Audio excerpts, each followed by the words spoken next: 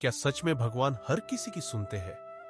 अगर हां, तो फिर एक गरीब किसान की जिंदगी में इतने दुख क्यों आए?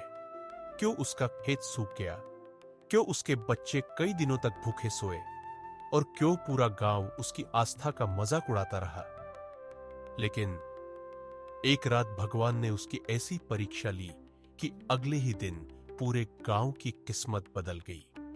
यह कहानी है विश्वास, मेहनत और इंसानियत की।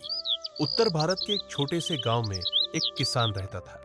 उसका नाम था रामदास। रामदास बहुत गरीब था, लेकिन उसके चेहरे पर हमेशा मुस्कान रहती थी।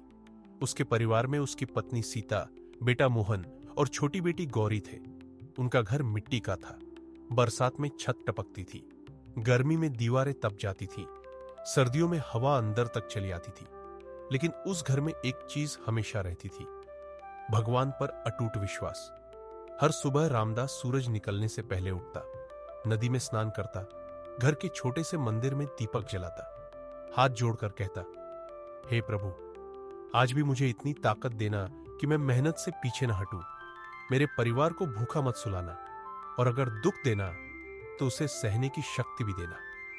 उसकी पत्नी भी रोज पूजा करती, दोनों बच्चों को सिखाती, बेटा, भगवान देर करते हैं लेकिन अंधेर नहीं करते। उस साल बारिश बहुत कम हुई, खेत सूखने लगे, फसल बर्बाद हो गई। गांव के कई किसानों ने अपने खेत बेच दिए, कुछ शहर चले गए। लेकिन रामदास रोज अपने सूखे खेत में जाता, सूखी मिट्टी को हाथ से उठाकर कहता, आज नहीं तो कल भगवान जरूर रास्ता निकालेंगे। गांव के लोग हंसते, अरे रामदास, भगवान खेत नहीं जोतते, मेहनत से भी कुछ नहीं होगा, अब तो खेत बेच दे। रामदास मुस्कुराकर कहता, मेहनत मेरा काम है, फल देना भगवान का।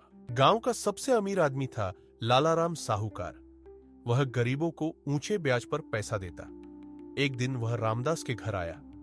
रामदास, तेरा कर्ज बढ़ता जा रहा है, या तो पैसे दे या अपना खेत मेरे नाम कर दे।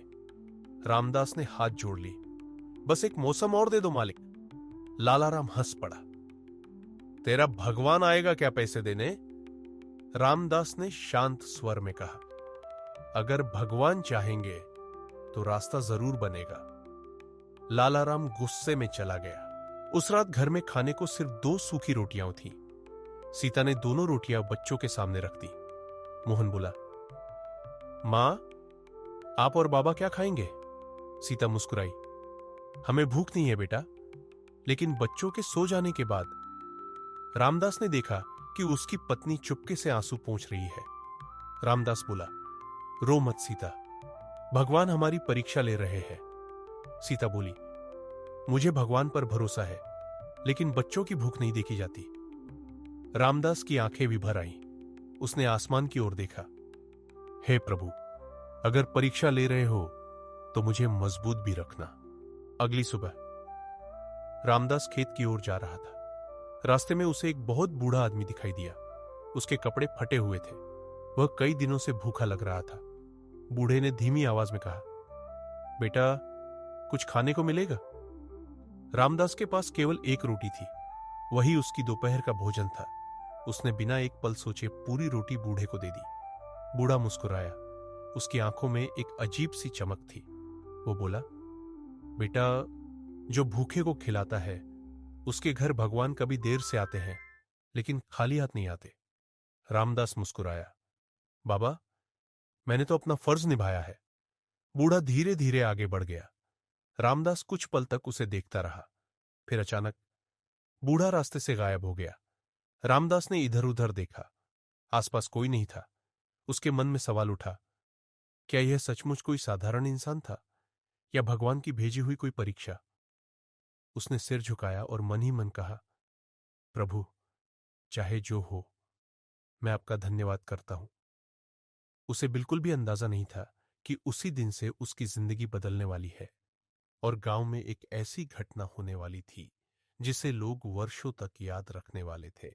सुबह का समय था, हल्की हल्की ठंडी हवा चल रही थी। रामदास धीरे धीरे अपने खेत की ओर बढ़ रहा था, लेकिन आज उसके मन में एक ही बात घूम रही थी, वो बूढ़े बाबा आखिर थे कौन?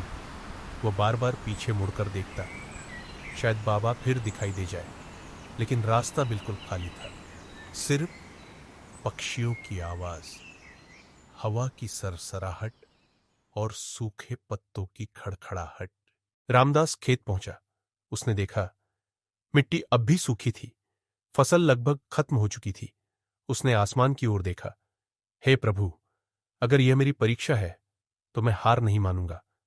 उसने सूखी जमीन पर हल चलाना शुरू कर दिया। दूर खड़े गांव वाले उसे देखकर हंसने लगे। एक आदमी बोला, देखो, पानी नहीं, फसल नहीं, फिर भी हल चला रहा है। दूसरा बोला, लगता है इसका दिमाग खराब हो गया है। सभी जोर जोर से हंसने लगे, लेकिन रामदास ने किसी की ओर नहीं देखा। वह चुपचाप अपना काम करता रहा। उसी समय गांव का एक छोटा लड़का दौड़ता हुआ आया। रामदास काका, जल्दी चलो, तुम्हारे घर पर साहूकार आया है। रामदास का दिल जोर से धड़कने लगा। वह दौड़ते हुए घर पहुंचा।